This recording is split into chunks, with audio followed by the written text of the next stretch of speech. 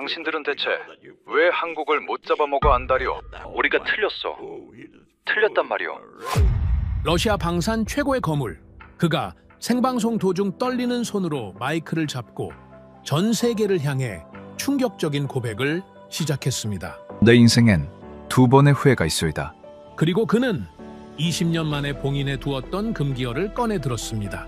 아무도 주목하지 않았던 20년 전 그날, 모스크바의 한 비밀 연구실에서 시작된 작은 움직임이 훗날 전 세계의 하늘을 지배하게 될 줄은 세상 그 누구도 몰랐다고 합니다. 강대국들의 방패가 낙엽처럼 뚫리던 섭씨 55도의 지옥 같은 사막, 모두가 불가능하다고 고개를 저을 때 오직 한 나라만이 살아남았습니다. 한국은 결국 우리를 넘어섰소 라는 그의 고백, 자부심마저 무너뜨린 대한민국 방산에 숨겨진 그 충격적인 이야기, 지금 시작합니다. 그 전에 잠깐 1초 만에 누를 수 있는 좋아요 버튼을 꾹 눌러주시면 영상 제작에 아주 큰 힘이 됩니다. 그럼 바로 시작하겠습니다. 볼코프 씨, 한국 방산에 대해 한 말씀 해주시겠습니까? 잠시 침묵이 흘렀습니다. 카메라가 그의 얼굴을 천천히 당겼죠. 32년 경력의 러시아 최고 방공 전문가.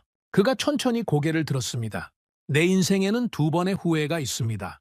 스튜디오가 얼어붙었습니다. 이 기술로 뭘 하실 겁니까? 내가 물었을 때 그 젊은 한국 장교는 조용히 웃었습니다. 발전시키겠습니다. 나는 속으로 비웃었죠. 그로부터 20년 뒤 사막 한가운데서 나는 그 말의 의미를 완전히 깨달았습니다. 발전이 아니었습니다. 그건 예고였습니다. 저는 알렉세이 볼코프입니다. 소련이 무너지기 전부터 하늘을 설계한 사람이죠. 적의 미사일이 어디서 날아오든 우리는 그것을 막아냈습니다. S-300이라는 이름을 들어보셨을 겁니다. 냉전 시절 세계 최강이라 불리던 방공체계였죠. 그 설계의 핵심에 제가 있었습니다. 소련이 무너지던 날에도 저는 연구실에 앉아 있었습니다. 나라가 사라지는 건 정치인들의 문제였죠. 기술은 사라지지 않습니다. 그게 저의 믿음이었습니다. 세계는 저를 이렇게 불렀죠. 러시아 방공에 살아있는 역사. 틀린 말은 아니었습니다. 32년 동안 저의 판단이 빗나간 적은 단 한 번도 없었으니까요. 그런 제가 생방송 카메라 앞에서 손을 떨고 있었습니다. 볼코프 씨, 괜찮으십니까? 진행자가 물었죠. 괜찮지 않았습니다. 하지만 그 말을 꺼낼 수는 없었습니다. 저는 고개를 끄덕이고 마이크를 다시 잡았죠. 첫 번째 후회는 한 나라를 비웃었던 것입니다. 기자들이 펜을 멈췄습니다. 아무도 예상하지 못한 말이었죠. 두 번째 후회는 그 나라가 이미 우리 위에 서 있었다는 걸 너무 늦게 깨달은 것입니다. 스튜디오 안에 숨소리조차 들리지 않았습니다. 기자 12명이 저를 바라보고 있었죠. 그들의 눈에는 같은 질문이 담겨 있었습니다. 도대체 어떤 나라 이야기를 하는 겁니까? 이야기를 하려면 처음부터 해야 합니다. 20년 전으로 돌아가야 하죠. 1990년대 후반이었습니다. 소련이 무너지고 러시아는 혼란 속에 있었죠. 돈이 없었습니다. 기술은 있는데 유지할 예산이 바닥났습니다. 그때 한 나라에서 연락이 왔죠. 한국이었습니다. 그들은 우리 기술을 원했습니다. 방공체계, 항공기술, 잠수함 설계. 러시아가 수십 년에 걸쳐 쌓아 올린 것들이었죠. 불곰 사업이라 불리던 거래였습니다. 저는 그 기술 이전 검토에 참여했습니다. 한국에서 온 장교들을 처음 만난 날을 아직도 기억하죠. 젊은 군인들이었습니다. 눈빛만 초롱초롱했죠. 솔직히 말하면 가르치는 기분이었습니다. 이건 이렇게 작동하는 겁니다. 제가 설명하면 그들은 고개를 끄덕이며 빠르게 받아 적었죠. 열심히 하는 건 인정했습니다. 하지만 그게 전부였습니다. 동료 이반이 어느 날 저에게 말했죠. 알렉세이, 저 한국 친구들 대단하긴 해. 근데 이걸 가져가서 뭘 할 수 있겠어? 저는 웃었습니다. 이반, 우리가 40년 걸려 만든 걸 저 친구들이 이해하기나 하겠나. 가져가서 조립이나 제대로 하면 다행이지. 그때 한국팀을 이끌던 박 팀장이라는 사람이 다가왔습니다. 조용한 사람이었죠. 말수가 적었고 표정도 거의 변하지 않았습니다. 하지만 눈빛만은 달랐습니다. 무언가를 계산하는 눈이었죠. 볼코프 선생님, 한 가지만 여쭤봐도 되겠습니까? 저는 고개를 끄덕였죠. 이 체계의 추적 알고리즘에서 다중 표적 처리 방식을 더 발전시킬 여지가 있다고 보십니까? 순간 당황했습니다. 그건 조립하는 사람이 하는 질문이 아니었죠. 설계자가 하는 질문이었습니다. 하지만 저는 대수롭지 않게 넘겼습니다. 이론적으로는 가능하지만 실질적으로는 한계가 있습니다. 우리도 아직 완전히 해결하지 못한 부분이니까요. 박 팀장은 고개를 살짝 숙이며 말했죠. 감사합니다. 참고하겠습니다. 그리고 돌아갔습니다. 저는 그 뒷모습을 보면서 생각했죠. 열심히는 하는군. 하지만 참고만 해서 될 수준이 아닐 텐데. 그때까지만 해도 저는 확신하고 있었습니다. 우리가 넘겨주는 건 완성품이고 그들은 그걸 쓰기만 하면 된다고 말이죠. 그 확신이 얼마나 어리석었는지 저는 20년 뒤에야 알게 됩니다. 기술 이전이 끝나고 한국팀은 돌아갔습니다. 솔직히 말하면 저는 금방 잊었죠. 러시아에는 더 중요한 일들이 있었으니까요. 중동에서는 전쟁이 계속되고 있었고 세계 각지에서 우리 무기를 사겠다는 연락이 쏟아졌습니다. 저는 중동방공평가위원으로 자리를 옮겼습니다. 15년 넘게 그 자리에 있었죠. 세계 어느 나라가 무슨 무기를 도입하든 저의 평가를 거쳐야 했습니다. 자부심이 있었습니다. 아니, 자부심 정도가 아니었죠. 확신이었습니다. 이 분야에서 러시아보다 앞선 나라는 없다.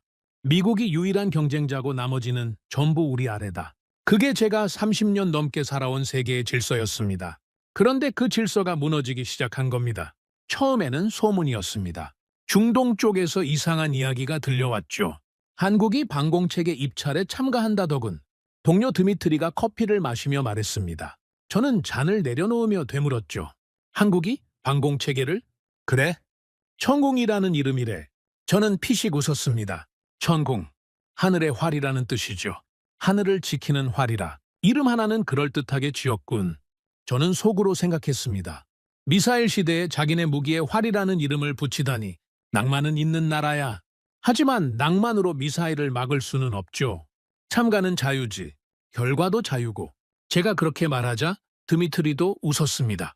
그래, 구경이나 하러 오는 거겠지. 우리는 그날 밤 와인잔을 기울이며 더 이상 한국 이야기를 하지 않았습니다. 화제에 올릴 가치도 없다고 생각했으니까요.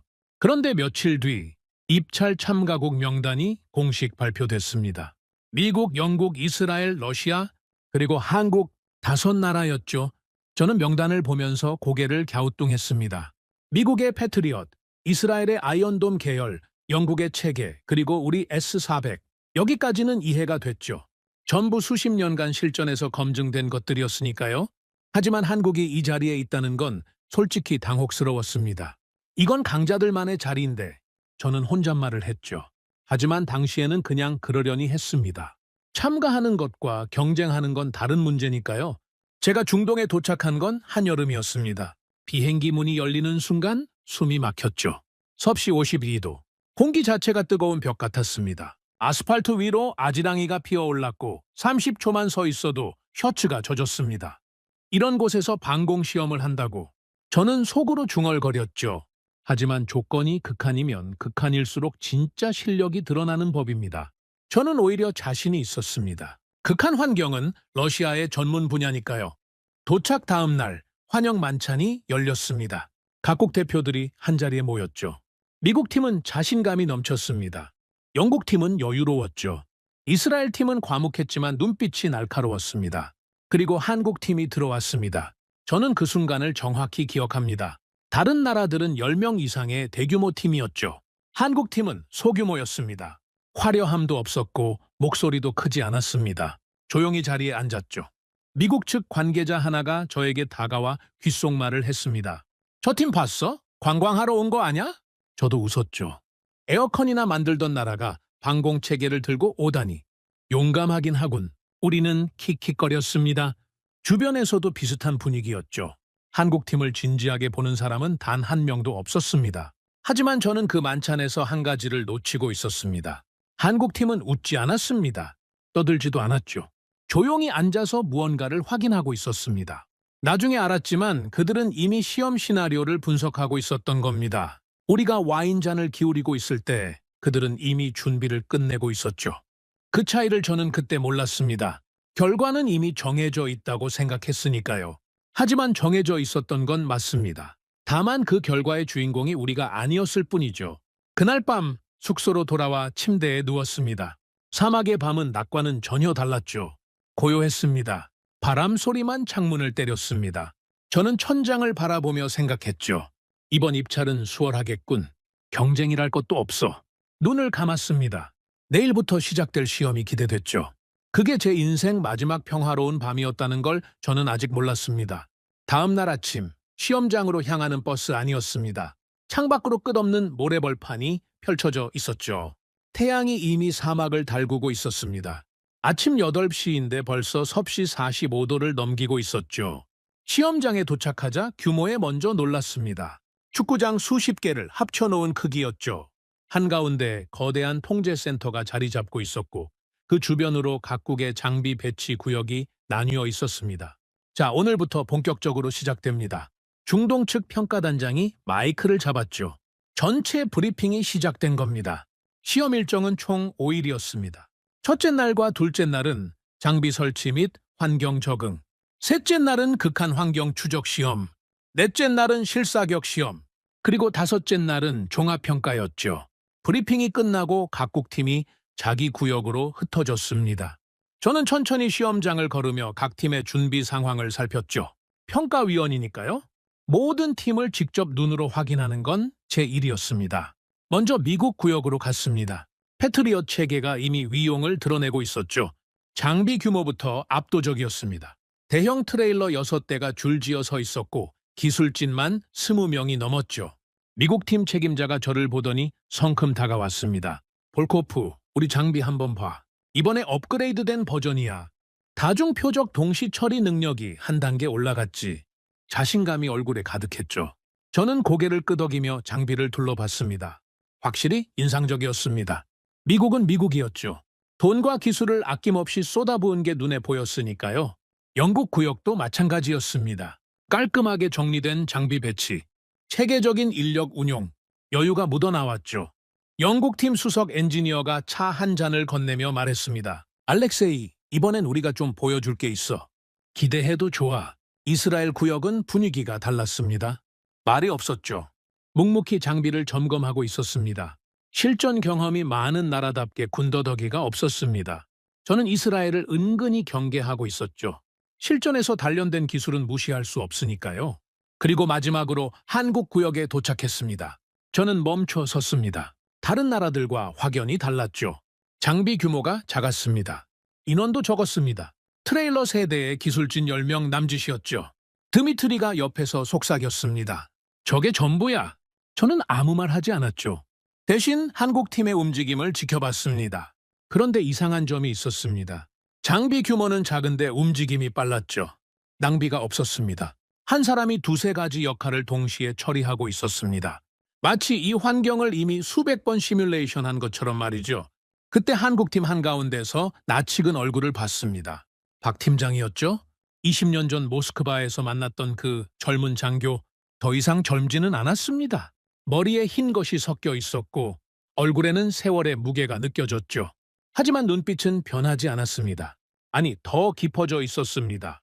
박 팀장이 저를 발견했습니다. 잠시 눈이 마주쳤죠. 저는 가볍게 고개를 끄덕였습니다. 박 팀장도 고개를 숙여 인사했죠.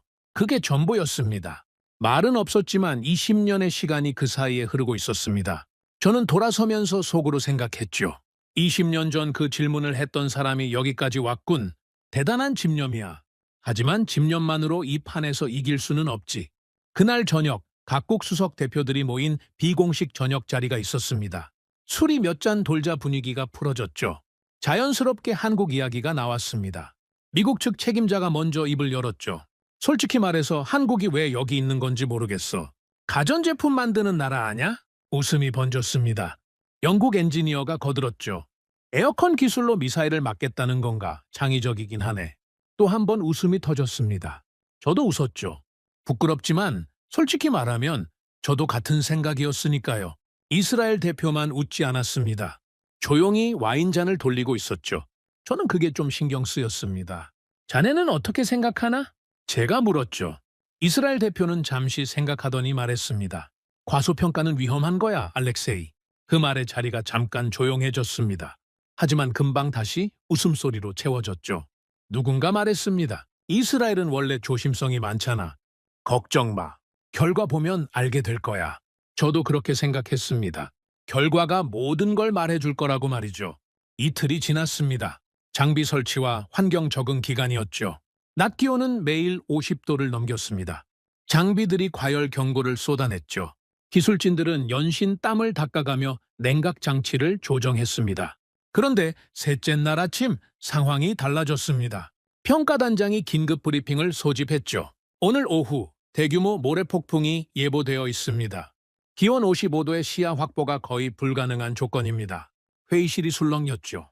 따라서 오늘 예정된 극한 환경 추적 시험을 어떻게 할지 각국 의견을 듣겠습니다. 미국 책임자가 먼저 손을 들었습니다. 연기를 요청합니다. 이런 조건에서 장비를 가동하면 센서에 치명적 손상이 생깁니다. 장비 보호가 우선입니다. 영국도 손을 들었죠. 동의합니다. 모래폭풍 속에서 정밀 추적 시험은 무리입니다. 장비 수명을 고려해야 합니다. 이스라엘도 고개를 끄덕였습니다. 합리적인 판단이라고 봅니다. 저도 같은 생각이었죠. 당연한 것 아닙니까? 55도의 모래폭풍이라니. 정밀 장비를 그 속에 넣는 건 자살 행위나 다름없습니다. 우리 S400도 그런 조건에서는 보호 모드로 전환하는 게 정상이었죠. 그때였습니다. 계속하겠습니다. 조용한 목소리 하나가 회의실을 관통했죠.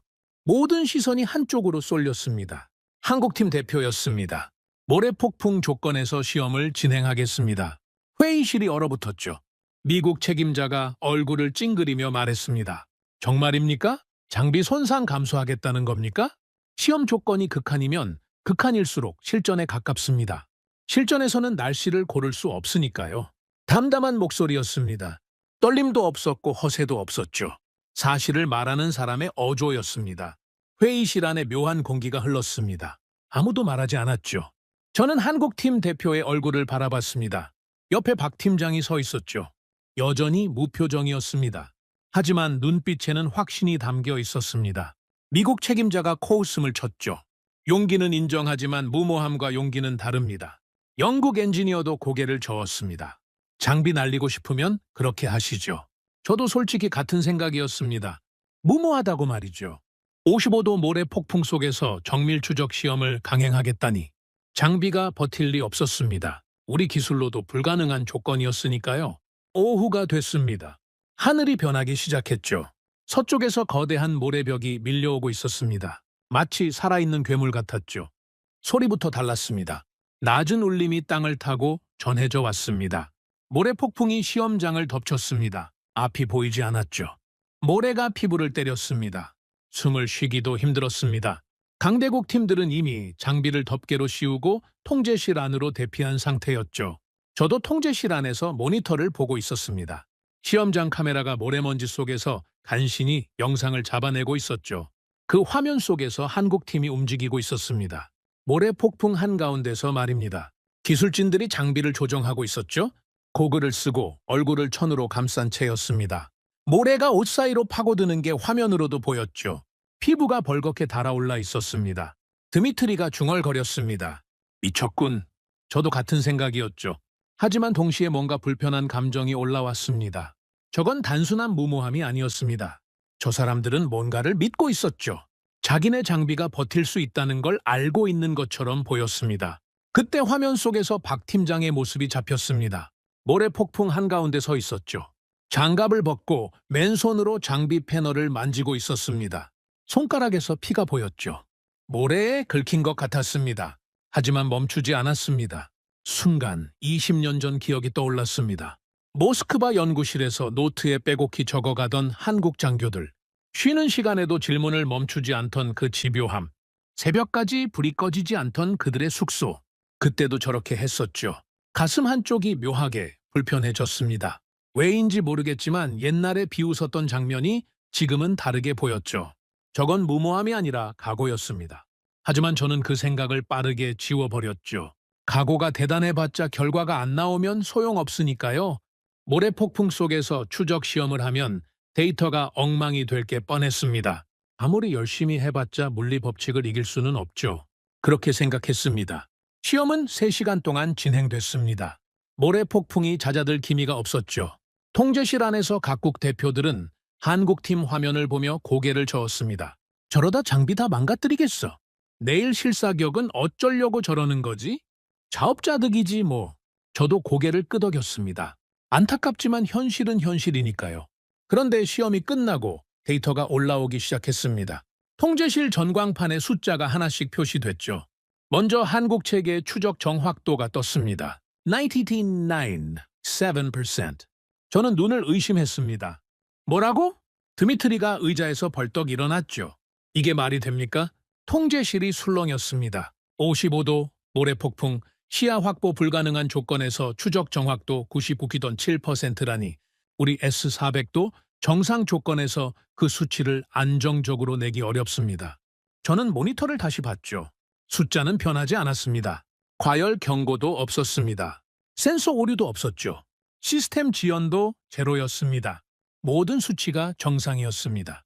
아니, 정상이 아니었죠. 비정상적으로 완벽했습니다. 오류 아닙니까? 데이터 다시 확인해봐야 하지 않습니까? 제가 평가단에 말했죠. 그들은 고개를 끄덕이며 재검증에 들어갔습니다.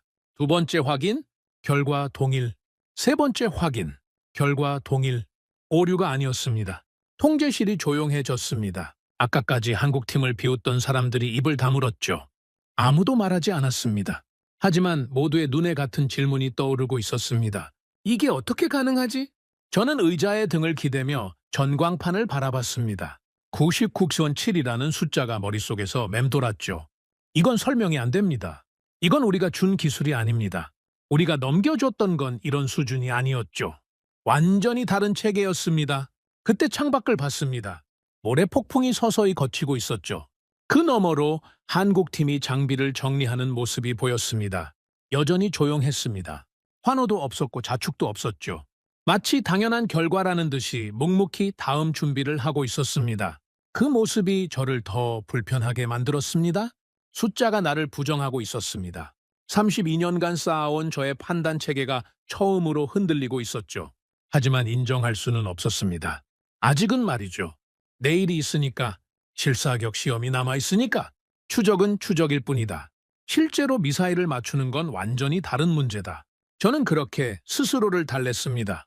하지만 가슴 깊은 곳에서 무언가가 흔들리고 있었죠. 작은 균열이었습니다. 아직은 무시할 수 있는 크기였습니다. 문제는 그 균열이 내일 아침이면 걷잡을 수 없이 벌어진다는 것이었죠. 저는 그걸 아직 몰랐습니다. 그날 밤 저는 잠을 이루지 못했습니다. 침대에 누워 천장을 바라봤죠. 99.7이라는 숫자가 머릿속에서 지워지지 않았습니다. 모래폭풍 속에서 나온 수치입니다. 상식적으로 불가능한 조건이었죠. 우리 체계도 정상 환경에서 겨우 도달하는 수치를 한국이 극한 속에서 찍어버린 겁니다. 하지만 저는 스스로를 다독였죠. 추적은 추적일 뿐이다. 레이더가 표적을 잡는 것과 실제로 미사일을 쏴서 맞추는 건 완전히 다른 차원의 문제다. 눈으로 사슴을 발견하는 것과 총으로 맞추는 건 다르지 않은가. 그래, 내일이면 진짜 실력이 드러난다. 실사격에서는 결국 경험이 이긴다. 수십 년간 실전에서 검증된 체계를 하루아침에 따라잡을 수는 없는 법이죠. 그렇게 스스로를 설득하며 겨우 눈을 붙였습니다. 새벽 5시 알람이 울렸죠. 창밖을 보니 아직 어두웠습니다. 사막의 새벽은 차가웠죠. 낮에 폭염이 거짓말 같을 정도로 서늘한 바람이 불었습니다. 저는 옷을 갈아입고 시험장으로 향했습니다. 버스 안 분위기가 전날과 달랐죠. 조용했습니다. 어제까지 한국팀을 비웃던 사람들이 입을 다물고 있었습니다. 99.7이라는 숫자가 모두의 머릿속에 박혀 있었던 거죠. 물론 아무도 입 밖으로 꺼내지는 않았습니다. 인정하고 싶지 않았으니까요. 시험장에 도착하니 이미 각국 팀이 준비를 마친 상태였습니다. 실사격 시험 구역은 어제와 달랐죠. 사방이 안전구역으로 둘러싸여 있었고 하늘에는 드론 카메라가 떠 있었습니다. 실시간으로 모든 장면을 기록하기 위해서였죠. 평가단장이 마이크를 잡았습니다. 오늘 실사격 시험은 동일 조건에서 진행됩니다. 각국 체계의 표적 미사일 10발을 발사합니다. 요격 성공률로 평가하겠습니다. 10발. 깔끔한 숫자였죠. 변명의 여지가 없는 시험이었습니다. 맞추면 맞추는 거고 못 맞추면 못 맞추는 거였죠. 시험 순서는 추첨으로 결정합니다. 결과가 발표됐죠. 미국이 첫 번째, 영국 두 번째, 이스라엘 세 번째, 러시아 네 번째, 한국이 마지막이었습니다. 마지막이라. 저는 속으로 생각했죠. 오히려 불리한 순서입니다. 앞선 나라들의 결과를 보고 심리적 압박을 받을 수밖에 없으니까요. 물론 한국이 압박을 받든 말든 결과는 뻔하다고 생각했지만 말입니다. 미국이 먼저 나섰습니다. 발사 신호가 떨어졌죠. 표적 미사일 10발이 하늘로 솟아올랐습니다. 패트리엇 체계가 가동됐죠. 요격 미사일이 연달아 발사됐습니다. 하늘에서 섬광이 터졌습니다. 한 발, 두 발, 세 발. 연이어 요격에 성공했죠. 통제실 안에서 미국 팀이 고개를 끄덕였습니다. 하지만 6번째 표적부터 상황이 달라졌죠. 요격 미사일이 빗나갔습니다. 7번째도 실패. 결국 미국의 최종 결과는 10발 중 8발 요격 80%였습니다. 나쁘지 않은 수치였죠. 미국 팀도 크게 실망하는 기색은 아니었습니다. 80%면 충분히 경쟁력 있는 숫자니까요. 영국이 두 번째로 나섰습니다. 결과는 10발 중 7발, 70%였죠. 영국팀 엔지니어의 얼굴이 굳어졌습니다. 기대에 못 미치는 결과였으니까요. 이스라엘은 10발 중 8발, 80%였습니다. 미국과 동률이었죠. 이스라엘 대표는 표정 변화가 없었습니다. 만족도 불만도 아닌 얼굴이었죠. 이제 러시아 차례였습니다. 저는 통제실에서 우리 팀을 지켜봤죠. 심장이 빠르게 뛰었습니다. S-400이 가동됐죠. 첫 발부터 정확했습니다. 두 번째도 성공, 세 번째도 5발 연속 성공까지 갔을 때 저는 주먹을 쥐었죠. 하지만 6번째에서 빗나갔습니다. 7번째도 아슬아슬하게 성공, 8번째는 실패. 최종 결과 10발 중 8발, 80%였죠. 미국, 이스라엘과 동률이었습니다. 저는 24쉬었죠. 최고는 아니었지만 최악도 아니었습니다. 80%면 합격선은 넘긴 겁니다. 통제실 안 분위기는 묘했습니다. 미국, 이스라엘, 러시아 모두 80%로 나란히 선 상황이었죠. 세 강대국이 동률이라니 누가 이기든 큰 차이가 없는 구도였습니다. 마지막 한국 시험 시작합니다. 평가단장의 목소리에 통제실이 조용해졌죠. 솔직히 말하면 긴장감은 없었습니다. 기대감도 없었죠. 어제 추적 시험에서 놀라운 수치를 보여주긴 했지만 실사격은 차원이 다른 문제니까요. 저는 의자의 등을 기대고 모니터를 바라봤습니다. 화면 속에 한국팀의 천공체계가 보였죠. 다른 나라 장비에 비하면 확실히 작았습니다. 소박하다는 표현이 맞을 정도였죠. 발사 신호가 떨어졌습니다. 표적 미사일 10발이 하늘로 솟구쳤죠. 천공체계가 가동됐습니다. 첫 번째 요격, 성공. 담담하게 지켜봤죠. 둘, 셋, 넷, 다섯 성공. 통제실이 조용해지기 시작했습니다. 6, 7, 8, 9. 미국 책임자가 모니터 쪽으로 몸을 기울였죠. 드미트리가 속삭였습니다. 설마. 저는 의자에서 일어났습니다. 통제실 전체가 숨을 멈췄죠. 모든 눈이 전광판을 향하고 있었습니다. 마지막 한 발. 10번째 표적이 하늘을 가르고 있었습니다. 심장이 멈추는 것 같았죠. 요격 미사일이 솟아올랐습니다. 궤적이 표적을 향해 꺾였죠. 하늘에서 섬광이 터졌습니다. 10번째, 성공. 전광판에 숫자가 떴습니다. 10, 100%. 통제실이 얼어붙었습니다. 아무도 말하지 않았죠. 숨소리조차 들리지 않았습니다. 전광판의 숫자만이 차가운 빛을 내뿜고 있었습니다. 100%라는 숫자는 이 세계에서 존재하지 않는 숫자입니다. 시험이 아니라 실사격에서 10발을 전부 맞춘다는 건 이론적으로 가능하지만 현실에서는 일어나지 않는 일이죠. 바람, 온도, 습도, 표적의 미세한 궤도 변화, 변수가 너무 많습니다. 그래서 80%면 훌륭한 거고 90%면 경이로운 겁니다. 그런데 100%라니. 미국 책임자가 중얼거렸죠. 오류하냐? 시스템 오류 확인해봐. 평가단이 데이터를 재확인했습니다. 오류가 아니었죠. 10발 모두 정확히 요격. 단 한 발의 이탈도 없었습니다. 영국 엔지니어가 의자의 등을 부딪히며 말했죠. 이건 말도 안 돼? 이스라엘 대표만 조용히 고개를 끄덕이고 있었습니다. 마치 예상했다는 듯이 말이죠. 저는 전광판을 바라보고 있었습니다. 100이라는 숫자가 눈에 박혀서 떨어지지 않았죠. 다리에 힘이 풀리는 걸 느꼈습니다. 천천히 의자에 다시 앉았죠. 이건 시험이 아니었습니다. 선언이었죠. 우리는 여기 있다. 우리는 이 정도 수준이다. 그렇게 말하고 있었습니다. 그런데 저를 진짜 무너뜨린 건 숫자가 아니었습니다. 창밖을 봤죠. 한국팀이 보였습니다. 10발 전부 요격이라는 전무후무한 결과를 낸 직후였습니다. 환호가 터질만 했죠. 포옹이 오갈만 했습니다. 어떤 나라였든 저 결과가 나오면 뛰쳐나와 소리를 질렀을 겁니다. 한국 팀은 조용했습니다. 아무도 기뻐하지 않았죠. 웃음도 없었고 환호도 없었습니다. 박 팀장이 팀원들에게 뭔가를 지시하고 있었습니다. 팀원들은 고개를 끄덕이며 바로 장비 정리에 들어갔죠. 마치 당연한 결과라는 듯이 말입니다. 그 모습이 저를 소름 끼치게 만들었습니다. 당연하다고? 100%가 당연하다고? 세계 어떤 나라도 해내지 못한 결과를 저 사람들은 당연하게 받아들이고 있었습니다. 기뻐하지 않는 건 자만이 아니었죠. 이미 수백 번, 수천 번 해봤기 때문이었습니다. 자기들이 어떤 결과를 낼지 이미 알고 있었던 겁니다. 저는 그제야 깨달았죠. 어제 모래 폭풍 속에서 시험을 강행했던 이유를 말입니다. 무모함이 아니었습니다. 자기네 체계가 어떤 조건에서도 버틴다는 걸 이미 알고 있었던 겁니다. 확신이 있었기에 강행한 거였죠. 그렇다면 우리는 뭘 한 겁니까? 에어컨에 장비를 숨기고 안전을 선택한 우리는 도대체 뭘 한 겁니까? 드미트리가 옆에서 조용히 말했습니다. 알렉세이, 이건 우리가 넘겨준 기술이 아니야. 알고 있었습니다. 저도 이미 느끼고 있었죠. 이건 우리가 만든 체계가 아니었습니다. 완전히 다른 것이었죠. 하지만 저는 아직 인정하고 싶지 않았습니다. 마지막 희망이 하나 남아 있었으니까요. 실전은 다르다. 시험은 시험일 뿐이다. 통제된 환경에서 10발 맞추는 것과 진짜 전투에서 쏟아지는 미사일을 막는 건 하늘과 땅 차이다. 실전에서는 결국 경험 있는 체계가 이긴다. 저는 그 믿음에 매달렸습니다. 그게 제 자존심을 지켜줄 마지막 벽이었으니까요. 그런데 그 벽이 무너지는 데는 차에 하루도 걸리지 않았습니다. 그날 밤이었죠. 모든 게 바뀐 건 말입니다. 자정이 넘은 시각이었습니다. 저는 숙소에서 보고서를 정리하고 있었죠. 낮에 있었던 실사격 시험 결과를 분석하는 중이었습니다. 100%라는 숫자를 어떻게 설명해야 할지 머리를 싸매고 있었죠. 아무리 돌려봐도 합리적인 해석이 나오지 않았습니다. 그때 경보음이 울렸습니다.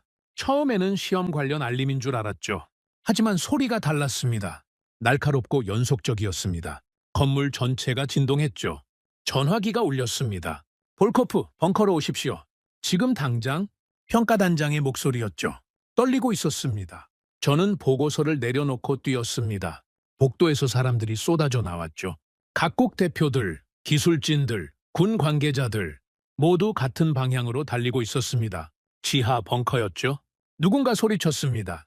미사일입니다. 대규모 공격이 감지됐습니다. 심장이 얼어붙었죠. 시험이 아니었습니다. 진짜였습니다. 벙커에 도착하자 이미 난리가 나 있었습니다. 수십 개의 모니터가 벽면을 가득 채우고 있었죠. 스크린마다 붉은 점들이 떠 있었습니다. 하나, 둘이 아니었습니다. 수십 개였죠. 현재 탐지된 위협체 총 60발, 탄도미사일, 순항미사일, 드론 혼합 공격입니다.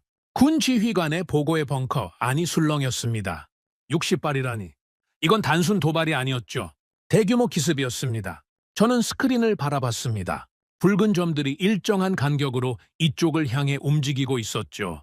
탄도미사일이 가장 빨랐습니다. 뒤이어 순항미사일, 그리고 저고도에서 접근하는 드론 편대. 세 겹으로 짜인 공격 대형이었습니다. 이건 아무나 설계한 공격이 아닙니다. 저는 직감적으로 알았죠.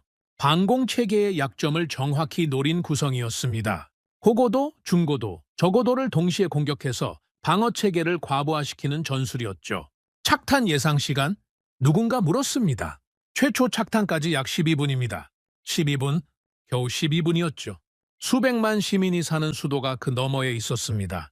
평가단장이 소리쳤습니다. 모든 방공체계 가동하십시오. 시험구역에 배치된 장비를 즉시 실전 전환합니다. 그 순간 저는 깨달았죠. 시험을 위해 각국이 배치한 방공체계가 지금 이 지역의 유일한 방어선이었습니다. 시험장이 실전의 최전방이 된 겁니다. 미국 책임자가 마이크를 잡았죠. 패트리엇 체계 실전 모드 전환 완료. 가동합니다. 영국도 뒤따랐습니다. 체계 가동합니다. 이스라엘도 즉시 대응했죠. 준비 완료. 그리고 러시아, 우리 S-400도 가동에 들어갔습니다. 스크린 위에 파란 점들이 나타났죠. 요격 체계가 표적을 추적하기 시작한 겁니다. 붉은 점과 파란 점이 뒤엉키기 시작했습니다. 저는 주먹을 꽉 쥐었죠. 이건 시험이 아닙니다. 진짜 전투입니다. 실패하면 사람이 죽습니다. 미국 패트리엇이 먼저 요격을 시작했습니다. 첫 번째 탄도미사일. 요격 성공. 벙커 안에서 작은 안도의 숨소리가 새어나왔죠. 두 번째, 성공. 세 번째, 성공. 저는 고개를 끄덕였습니다. 역시 실전은 다르다. 경험 있는 체계가 버텨주고 있었죠. 이스라엘도 순항 미사일 요격에 성공하고 있었습니다. 우리 S-400도 고고도 표적을 하나씩 처리하고 있었죠. 처음 세 분이었습니다. 모든 게 완벽해 보였죠. 그런데 네 번째 분부터 상황이 달라지기 시작했습니다. 패트리엇 세 번째 포대, 과열 경고. 미국 측에서 보고가 올라왔죠. 순항 미사일 두 발 추적 실패. 궤도 이탈합니다. 영국 체계에서도 문제가 터졌습니다. 적어도 드론 편대 탐지 불가. 레이더에 안 잡힙니다. 목소리들이 점점 다급해졌죠. 저는 스크린을 바라봤습니다. 처음에 질서정연하던 파란 점들이 흐트러지기 시작했습니다. 반면 붉은 점들은 여전히 일정하게 밀려오고 있었죠. S-400 다중 표적 처리 한계 도달, 동시 추적 가능수를 초과했습니다. 우리 쪽에서도 보고가 올라왔습니다. 저는 이를 악물었죠. 60발의 혼합 공격, 탄도, 순항, 드론이 동시에 쏟아지면 어떤 체계든 한계에 부딪힙니다. 하나를 막으면 다른 하나가 빠져나가는 구조였죠. 착탄까지 7분. 시간이 흐를수록 상황은 악화됐습니다. 요격 성공률이 떨어지기 시작했죠. 패트리엇 4발 돌파 확인. 영국 체계 6발 돌파. 이스라엘 3발 돌파. 400 5발 돌파. 돌파. 그 단어가 벙커 안을 채웠습니다. 돌파라는 건 요격에 실패했다는 뜻이죠. 막지 못한 미사일이 그대로 수도를 향해 날아가고 있다는 겁니다. 저는 스크린을 다시 봤습니다. 붉은 점들이 방어선을 뚫고 내려오고 있었죠. 하나, 둘이 아니었습니다. 현재 돌파 미사일 총 24발, 24발, 24발이 방어선을 뚫었습니다. 벙커, 아니 공포로 가득 찼죠. 누군가 의자를 걷어찼습니다. 누군가는 고개를 숙이고 있었죠. 군 지휘관의 목소리가 떨리고 있었습니다. 착탄까지 4분, 겨우 4분이었습니다. 4발의 미사일이 수백만 시민의 머리 위로 떨어지기까지 남은 시간이었죠. 저는 다리에 힘이 풀리는 걸 느꼈습니다. 이건 시험이 아닙니다. 사람이 죽는 겁니다. 수백만 명이 위험에 처해 있었죠. 그리고 우리는 막지 못하고 있었습니다. 미국 책임자가 소리쳤습니다. 자녀 요격 미사일은 패트리엇 잔량 소진, 재장전 불가. 영국도 마찬가지였죠. 자녀 요격탄 없습니다. 우리 S-400도 한계였습니다. 이미 가용한 요격탄을 전부 소진한 상태였죠. 끝났다. 저는 그렇게 생각했습니다. 막을 수 없다. 24발이 그대로 떨어진다. 미국 책임자가 의자에 주저앉았죠. 영국 엔지니어는 고개를 감싸 쥐고 있었습니다. 벙커 안에 절망이 내려앉고 있었죠. 그때였습니다. 스크린 한쪽에서 새로운 파란 점들이 나타났습니다. 이건 뭐지? 드미트리가 소리쳤죠. 저도 봤습니다. 파란 점들이 빠른 속도로 상승하고 있었죠. 스크린 하단에 표시된 식별 코드를 봤습니다. 한국 천공 체계였습니다. 천공 체계 자동 가동 확인. 군 지휘관이 보고했죠. 전 표적 동시 추적 중. 위협 우선순위 자동 계산 완료. 저는 스크린에서 눈을 떼지 못했습니다. 천공 체계가 24발의 돌파 미사일을 전부 추적하고 있었죠. 동시에 말입니다. 동시에 24개의 표적을 추적하면서 위협 우선순위까지 자동으로 계산하고 있었습니다. 이건 말이 안 됩니다. 저는 중얼거렸죠. 우리 S-400도 동시 추적 한계가 있었습니다. 미국 패트리엇도 마찬가지였죠. 그런데 천공은 24개를 한꺼번에 잡고 있었습니다. 착탄까지 3분. 요격 미사일이 발사됐습니다.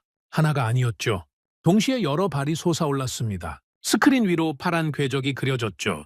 마치 부채살처럼 퍼져나갔습니다. 첫 번째 돌파 미사일, 요격 성공. 두 번째, 성공. 세 번째, 성공. 벙커 안이 조용해졌습니다. 모든 눈이 스크린을 향하고 있었죠. 네 번째, 성공. 다섯 번째, 성공. 여섯 번째, 성공. 붉은 점들이 하나씩 사라지고 있었습니다. 파란 궤적이 정확하게 붉은 점을 관통할 때마다 화면에서 점이 소멸했죠. 10번째, 성공. 15번째, 성공. 20번째, 성공. 저는 숨을 쉬지 못하고 있었습니다. 옆에 있던 드미트리도 입을 벌린 채 스크린을 바라보고 있었죠. 미국 책임자가 주저앉았던 의자에서 천천히 일어나고 있었습니다. 21번째, 성공. 22번째, 성공. 23번째, 성공. 마지막 한 발이 남았습니다. 붉은 점 하나가 수도를 향해 내려오고 있었죠. 착탄까지 30초도 남지 않은 상황이었습니다. 파란 궤적 하나가 솟아올랐습니다. 붉은 점을 향해 일직선으로 돌진했죠. 벙커 안 모든 사람이 숨을 멈췄습니다. 섬광이 터졌습니다. 24번째, 성공. 스크린에서 마지막 붉은 점이 사라졌습니다. 60발의 미사일 중 강대국 체계가 36발을 막았고 돌파한 24발을 천공이 전부 처리한 겁니다. 단 한 발도 빠뜨리지 않았죠. 벙커 안이 정적에 휩싸였습니다. 아무도 말하지 못했죠. 환호도 없었습니다. 박수도 없었습니다. 그저 침묵뿐이었습니다. 방금 일어난 일이 무엇인지 머리로는 이해하는데 가슴이 따라가지 못하는 그런 침묵이었죠. 저는 스크린을 바라보고 있었습니다. 두 손이 떨리고 있었죠. 다리에 힘이 없었습니다. 의자에 앉으려 했지만 몸이 말을 듣지 않았습니다. 그건 방어가 아니었습니다. 지배였죠. 우리는 미사일에 대응하고 있었고 천궁은 미사일을 통제하고 있었습니다. 같은 하늘을 보고 있었는데 차원이 달랐던 겁니다. 그 순간 20년 전이 떠올랐습니다. 모스크바 연구실에서 노트를 빼곡히 적어가던 한국 장교들. 박 팀장이 했던 질문, 다중 표적 처리 방식을 발전시킬 여지가 있느냐고 물었던 그 질문이었죠. 저는 그때 뭐라고 했습니까? 이론적으로는 가능하지만 실질적으로는 한계가 있다고 했죠. 우리도 해결하지 못한 문제라고 했습니다. 그들은 해결했습니다. 우리가 한계라고 말한 그 문제를 풀어버린 겁니다. 그리고 한 가지 더 떠올랐죠. 기술 이전이 끝나던 날 박 팀장에게 물었던 말이었습니다. 이 기술로 뭘 하실 겁니까? 발전시키겠습니다. 발전. 그때 저는 비웃었죠. 우리가 40년 걸려 만든 걸 발전시키겠다고? 조립이나 제대로 하면 다행이지. 그런데 그들은 정말 발전시켰습니다. 발전 정도가 아니었죠.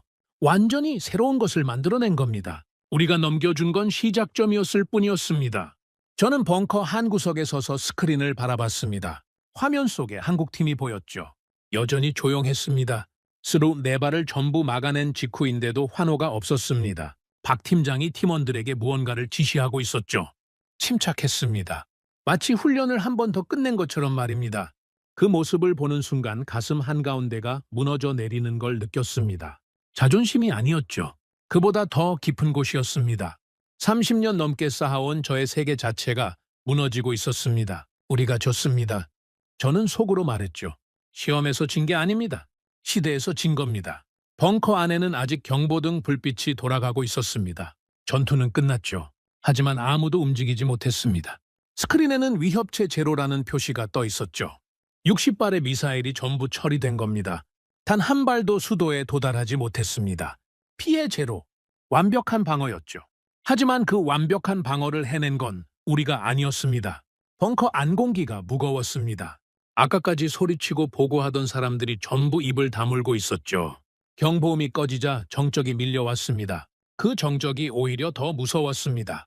미국 책임자가 먼저 움직였습니다. 전화기를 꺼내들더니 벙커 밖으로 나갔죠. 본국에 보고하려는 것 같았습니다. 문이 닫히기 전에 그의 목소리가 들렸습니다. 본부 상황 종료. 우리 체계는 60발 중 36발 요격에 그쳤습니다. 돌파된 24발은 한국 체계가 전부 처리했습니다. 네, 전부입니다. 24발 전부요. 잠시 침묵이 흘렀죠. 전화 너머에서 뭐라고 말하는 것 같았습니다. 미국 책임자의 얼굴이 점점 붉어졌죠. 아닙니다. 오류가 아닙니다. 3번 확인했습니다. 문이 완전히 닫혔습니다. 하지만 저는 그 표정을 봤죠. 수치심이었습니다. 세계 최강이라는 미국이 막지 못한 걸 한국이 막아버린 겁니다. 그것도 완벽하게 말이죠. 영국 엔지니어는 노트북을 접고 있었습니다. 손이 떨리고 있었죠. 옆에 있던 동료에게 소공어렸습니다. 보고서를 어떻게 써? 우리 체계가 놓친 미사일을 한국이 전부 잡았다고 쓰라고? 동료가 대답했죠. 환경 조건을 강조해. 극한 환경에서의 일시적 성능 저하라고 포장하면 돼. 변명을 준비하고 있었습니다. 패배를 인정하는 대신 핑계를 찾고 있었던 거죠. 저는 그 모습을 바라보면서 씁쓸해졌습니다. 하지만 동시에 이해도 됐죠. 인정한다는 건 그만큼 어려운 일이니까요. 이스라엘 대표는 달랐습니다. 조용히 자리에서 일어나더니 메모장에 뭔가를 적기 시작했죠. 저는 슬쩍 봤습니다. 한국 천공 체계 분석이라고 적혀 있었죠. 이스라엘은 변명 대신 분석을 선택한 겁니다. 패배를 인정하고 거기서 배우려는 태도였죠. 그래서 이스라엘이 무서운 나라인 겁니다. 패배 앞에서 도망치지 않으니까요. 저는 벙커 한쪽 벽에 등을 기대고 서 있었습니다. 다리에 힘이 없었죠. 앉고 싶었지만 앉으면 다시 일어나지 못할 것 같았습니다. 어떻게든 서 있어야 했죠. 마지막 자존심이라도 지키고 싶었으니까요. 드미트리가 다가왔습니다. 알렉세이, 괜찮아? 괜찮지 않았습니다. 하지만 그렇게 말할 수는 없었죠. 드미트리, 솔직하게 말해봐. 아까 스크린에서 뭘 봤어? 드미트리는 잠시 입을 다물었다가 천천히 말했죠. 우리가 졌어, 알렉세이. 깔끔하게 졌어. 그 한마디가 가슴에 박혔습니다. 깔끔하게. 그래요. 깔끔한 패배였죠. 변명할 여지가 없는, 숫자가 모든 걸 말해주는 완벽한 패배였습니다. 그런데 한 가지 이해가 안 가는 게 있어. 드미트리가 말을 이었죠. 15레바를 동시에 추적하면서 우선순위까지 자동 계산했다는 거잖아. 그건 우리가 넘겨준 기술로는 불가능해. 우리 체계에 그런 능력은 없었어. 알고 있었습니다. 저도 그 부분이 계속 걸리고 있었죠. 이건 우리 기술의 발전이 아니야, 알렉세이. 완전히 새로운 거야. 처음부터 다시 설계한 거라고. 처음부터 다시 설계했다. 그 말이 머릿속에서 맴돌았습니다. 우리가 넘겨준 건 발판이었을 뿐이고 그들은 그 위에 완전히 새로운 건물을 올린 겁니다. 우리가 생각한 적도 없는 방식으로 말이죠. 한참을 서 있다가 저는 벙커 밖으로 나갔습니다. 새벽 공기가 차가웠죠. 사막의 밤바람이 얼굴을 스쳤습니다. 하늘에는 별이 가득했죠. 몇 시간 전까지 미사일이 날아다니던 그 하늘이었습니다. 시험장 쪽을 바라봤습니다. 멀리서 불빛이 보였죠. 한국 팀이었습니다. 이 시각에도 장비를 점검하고 있었습니다. 전투가 끝난 직후인데 말이죠. 다른 나라 팀들은 벙커 안에서 충격에 빠져 있거나 본국에 변명 보고를 하느라 정신이 없었습니다. 한국 팀만 현장에서 묵묵히 일하고 있었죠. 저는 천천히 그쪽으로 걸어갔습니다. 왜 그랬는지 모르겠습니다. 두 발이 저절로 움직였죠. 가까이 가니 한국 팀의 모습이 보였습니다. 장비 패널을 열고 하나하나 점검하고 있었죠. 발사 데이터를 기록하는 사람, 센서를 청소하는 사람, 다음 가동을 위해 재정비하는 사람, 모두가 자기 할 일을 하고 있었습니다. 박 팀장이 저를 발견했습니다. 잠시 눈이 마주쳤죠. 저는 멈춰 섰습니다. 뭐라고 말해야 할지 몰랐습니다. 축하한다고 해야 하는 건지 아니면 그냥 돌아가야 하는 건지. 박 팀장이 먼저 다가왔습니다. 가볍게 목례를 했죠. 폴코프 선생님, 늦은 시간에 나오셨습니까? 그 목소리가 20년 전과 똑같았습니다. 조용하고 담담했죠. 24발을 전부 막아낸 사람의 목소리라고는 믿기 어려울 정도로 평온했습니다. 저는 한참을 말하지 못했습니다. 목구멍에 뭔가가 걸린 것 같았죠. 결국 겨우 한마디를 꺼냈습니다. 대단하셨습니다. 그게 전부였습니다. 32년 경력의 러시아 최고 방공 전문가가 할 수 있는 말이 고작 그것이었죠. 하지만 그 한마디에 모든 게 담겨 있었습니다. 박 팀장은 조용히 고개를 숙였습니다. 아닙니다. 아직 부족한 점이 많습니다. 부족하다고요? 100% 요격을 해놓고 부족하다고요? 저는 속으로 되물었죠. 하지만 그 말이 허세가 아니라는 걸 알았습니다. 진심이었죠. 이 사람은 정말로 아직 부족하다고 느끼고 있었습니다. 더 나아갈 곳이 있다라고 생각하고 있었던 겁니다. 그 순간 저는 깨달았습니다. 우리와 그들의 차이가 뭔지를 말이죠. 우리는 멈춰 있었습니다. 과거에 만든 것을 지키는데 모든 힘을 쏟고 있었죠. 300을 만들었으니 S400을 만들고 S400을 만들었으니 S500을 만들고 기존의 것 위에 숫자만 바꿔가며 올리고 있었습니다. 근본적인 사고 자체는 40년 전이나 지금이나 달라진 게 없었죠. 하지만 한국은 달랐습니다. 그들은 우리가 준 기술을 출발점으로만 사용했죠. 거기서 완전히 새로운 방향으로 나아갔습니다. 다중 표적 동시 추적, 위협 우선순위, 자동 계산, 극한 환경 대응 능력, 전부 우리 체계에는 없던 개념이었죠. 그들은 우리가 생각하지 못한 질문을 던졌고 우리가 풀지 못한 문제를 풀었습니다. 이건 기술의 차이가 아니었습니다. 사고방식의 차이였죠. 우리는 과거를 지키고 있었고 그들은 미래를 만들고 있었습니다. 저는 한국팀 옆에 한참을 서 있었습니다. 그들이 장비를 정리하는 모습을 지켜봤죠. 군더더기 없는 움직임이었습니다. 빠르면서도 정확했죠. 한 명도 놀고 있지 않았습니다. 전투가 끝난 새벽 3시에 말이죠. 문득 20년 전 모스크바가 떠올랐습니다. 기술 이전 기간 동안 한국 장교들의 숙소에서 새벽까지 불이 꺼지지 않았던 게 생각났죠. 그때 저는 생각했습니다. 열심히는 하는군. 하지만 열심히 한다고 되는 일이 아닌데. 틀렸습니다. 열심히 해서 된 겁니다. 아니, 열심히만 한 게 아니었죠. 열심히 하면서 동시에 방향을 바꿨습니다. 양과 질을 동시에 가져간 겁니다. 그게 가능한 나라가 세계에 몇이나 되겠습니까? 저는 돌아서서 숙소를 향해 걸었습니다. 등 뒤로 한국팀의 장비 소리가 들렸죠. 규칙적이고 단단한 소리였습니다. 마치 심장 박동 같았죠. 숙소에 돌아와 침대에 앉았습니다. 불을 켜지 않았죠. 어둠 속에 혼자 앉아 있었습니다. 32년이었습니다. 소련 시절부터 지금까지 32년간 저는 이 분야의 최고라고 자부해왔죠. 세계 어떤 방공체계도 저의 평가를 거치지 않으면 인정받지 못했습니다. 제 한마디에 수십억 달러짜리 계약이 결정되기도 했죠. 그런 제가 오늘 밤 깨달은 겁니다. 저의 평가 기준 자체가 이미 시대에 뒤처져 있었다는 걸 말이죠. 저는 한국을 가전제품 만드는 나라라고 비웃었습니다. 에어컨이나 만들던 나라라고 조롱했죠.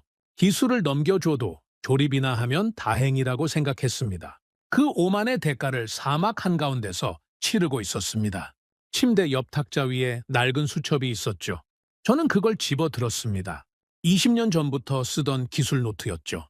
첫 장에 이렇게 적혀 있었습니다. 우리는 절대 뒤처지지 않는다. 저는 그 문장을 한참 바라봤습니다. 그리고 천천히 수첩을 덮었죠. 창밖으로 사막의 하늘이 보였습니다. 별이 쏟아지고 있었죠. 같은 하늘이었습니다. 몇 시간 전 미사일이 날아다니던 바로 그 하늘이었죠. 그리고 한국의 청웅이 그 하늘을 지켜낸 거였습니다. 하늘의 활, 청웅이라는 이름이 다시 떠올랐습니다. 어제까지만 해도 비웃었던 그 이름이었죠. 미사일 시대의 활이라니 낭만은 있는 나라라고 코웃음 쳤었습니다. 하지만 이제는 알겠습니다. 그건 낭만이 아니었죠. 선언이었습니다. 하늘을 지키겠다는 선언. 그리고 그들은 그 선언을 지켜낸 겁니다. 저는 창밖을 바라보며 중얼거렸습니다. 우리는 하늘을 설계했다고 자부했다. 하지만 오늘 밤 그 하늘을 진짜로 지킨 건 우리가 아니었다. 날이 밝으면 공식 평가 회의가 열릴 겁니다. 모든 결과가 테이블 위에 올라오겠죠. 그리고 그 자리에서 저는 선택을 해야 합니다. 인정할 것인가, 도망칠 것인가를 말이죠. 미국은 이미 변명을 준비하고 있었습니다. 영국도 마찬가지였죠. 핑계를 대고 결과를 희석시키는 게 그들의 방식이었습니다. 하지만 저는요, 32년간 단 한 번도 틀린 적 없다고 믿었던 사람이 결과를 부정하면 그건 거짓말쟁이가 되는 겁니다. 전문가가 거짓말을 하면 더 이상 전문가가 아니죠. 저는 눈을 감았습니다. 내일이 두려웠죠? 하지만 도망칠 수는 없었습니다. 진실은 이미 숫자로 증명됐으니까요. 날이 밝았습니다. 사막의 아침은 거짓말처럼 고요했죠. 어젯밤 미사일이 쏟아지던 하늘이 맞나 싶을 정도로 맑았습니다. 바람도 없었죠. 마치 아무 일도 없었다는 듯이 태양이 떠올랐습니다. 하지만 시험장 안 분위기는 정반대였습니다. 아침 8시 공식 평가 회의가 소집됐죠. 대형 회의실 안에 각국 대표들이 모였습니다. 테이블 위에는 어젯밤 전투 데이터가 빼곡히 인쇄된 보고서가 놓여 있었죠. 저는 자리에 앉으며 주변을 둘러봤습니다. 분위기가 장례식장 같았죠.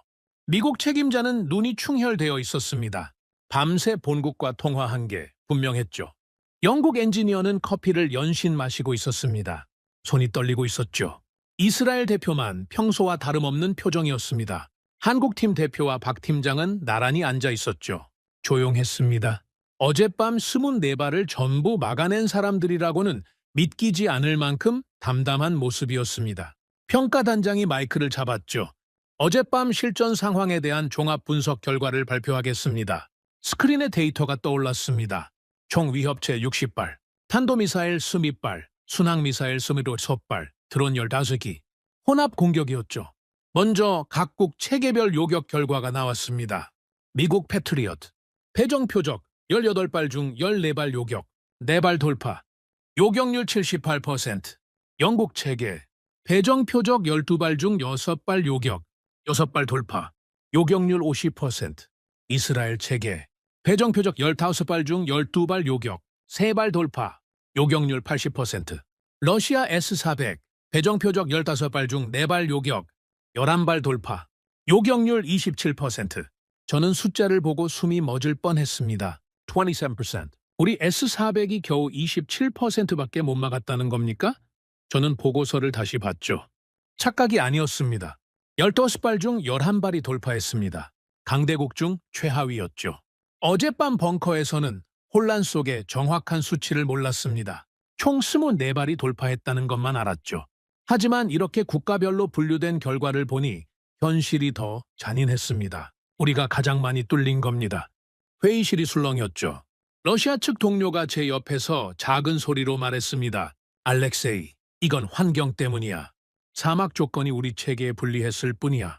변명이었죠. 저도 알았고 그 동료도 알고 있었습니다. 같은 환경에서 이스라엘은 80%를 찍었으니까요. 그리고 마지막 줄이 떠올랐습니다. 한국 청웅, 돌파미사일 24발 전량 요격, 요격률 100%.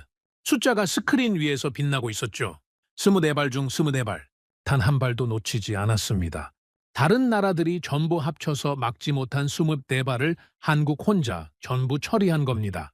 회의실이 다시 조용해졌습니다. 그 침묵의 무게가 어깨를 짓눌렀죠. 평가단장이 추가 분석 결과를 발표했습니다. 한국 천궁 체계의 특이점을 말씀드리겠습니다. 첫째, 24개 표적에 대한 동시 추적 및 우선순위 자동 계산이 실시간으로 이루어졌습니다. 둘째, 요격 미사일 발사 간격이 평균 0.8초로 기존 체계 대비 3배 이상 빠릅니다. 셋째, 탄도, 순항, 드론 등 이종 표적 혼합 상황에서도 성능 저하가 전혀 없었습니다. 하나하나가 충격이었습니다. 특히 발사 간격 0.8초라는 수치에 저는 눈을 의심했죠. 우리 S-400의 발사 간격은 3초입니다. 미국 패트리엇도 2.5초 수준이었죠. 0.8초라는 건 차원이 다른 속도입니다. 미국 책임자가 손을 들었죠. 잠깐 그 동시 추적 시스템에 대해 좀 더 설명해 줄 수 있습니까? 24개를 동시에 추적했다는 건 기존 방공 이론상 불가능한 수치입니다. 평가단장이 한국팀 쪽을 바라봤습니다. 한국 측에서 설명하시겠습니까? 한국팀 대표가 자리에서 일어났죠. 잠시 회의실을 둘러보더니 차분하게 말했습니다. 저희 체계는 독자 개발한 다층 신경망 알고리즘을 기반으로 합니다. 기존의 순차 추적 방식이 아니라 병렬 분산 추적 방식을 적용했습니다. 표적의 속도, 고도, 궤적 변화를 동시에 분석하면서 위협도를 실시간으로 재계산합니다. 회의실이 쥐 죽은 듯 조용했죠. 미국 책임자가 다시 물었습니다. 그 알고리즘은 어디서 나온 겁니까? 기존 체계를 기반으로 한 겁니까? 한국팀 대표가 잠시 멈췄다가 대답했죠. 초기 개발 단계에서 여러 나라의 기술을 참고한 건 사실입니다. 하지만 현재 체계의 핵심 알고리즘은 저희가 독자적으로 개발한 것입니다. 기존 어떤 체계와도 구조가 다릅니다. 저는 그 말을 듣는 순간 가슴이 뜨끔했습니다. 여러 나라의 기술을 참고했다. 그 여러 나라 중에 러시아가 포함되어 있었죠. 우리가 넘겨준 기술을 참고해서 완전히 새로운 것을 만들어낸 겁니다. 참고! 그 단어가 20년 전 박 팀장의 목소리로 되살아났죠. 감사합니다. 참고하겠습니다. 그때 그 한마디가 이런 결과로 돌아온 겁니다. 회의는 계속됐습니다. 각국이 질문을 쏟아냈죠. 기술적 질문, 성능 관련 질문, 비용 질문까지. 한국팀은 하나하나 차분하게 답했습니다. 허세도 없었고 과장도 없었죠. 물어보면 대답하고 물어보지 않은 건 말하지 않았습니다. 그 태도가 또 한 번 저를 불편하게 만들었습니다.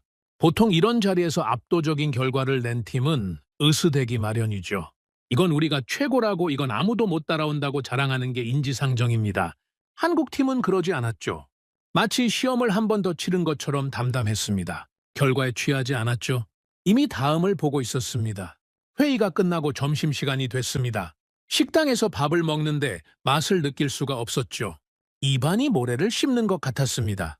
옆 테이블에서 미국팀과 영국팀이 이야기하는 게 들렸죠. 이건 정치적으로 풀어야 해. 기술만으로 평가하면 우리한테 답이 없어. 동의해? 동맹관계, 유지 보수 인프라, 장기 파트너십. 이런 걸로 승부해야지. 한국은 실적이 부족해. 실전 배치 경험이 없잖아. 거기를 파고들어야 해. 저는 포크를 내려놓았습니다. 실전 배치 경험이 없다고? 어젯밤이 뭐였습니까? 어젯밤 그게 실전이 아니면 뭐란 말입니까? 60발의 미사일이 날아오고 수백만 시민의 목숨이 걸렸던 그 상황이 실전이 아니라고? 하지만 그들의 논리도 이해는 됐습니다. 결과를 인정하면 수십억 달러짜리 계약이 날아가니까요. 자국 방산 산업이 흔들리니까요. 국가의 자존심이 무너지니까요. 그래서 결과 대신 정치를 선택한 겁니다. 저도 같은 유혹을 느꼈습니다. 러시아 대표로서 결과를 희석시키는 게 현명한 선택일 수 있었죠. 환경 조건이 불리했다. S-400은 원래 사막 환경에 최적화된 체계가 아니다. 이런 식으로 둘러대면 됐습니다. 하지만 그게 사실입니까? 아니었죠. 같은 사막에서 한국은 100%를 찍었습니다. 환경 탓이 아니라 체계의 차이였죠.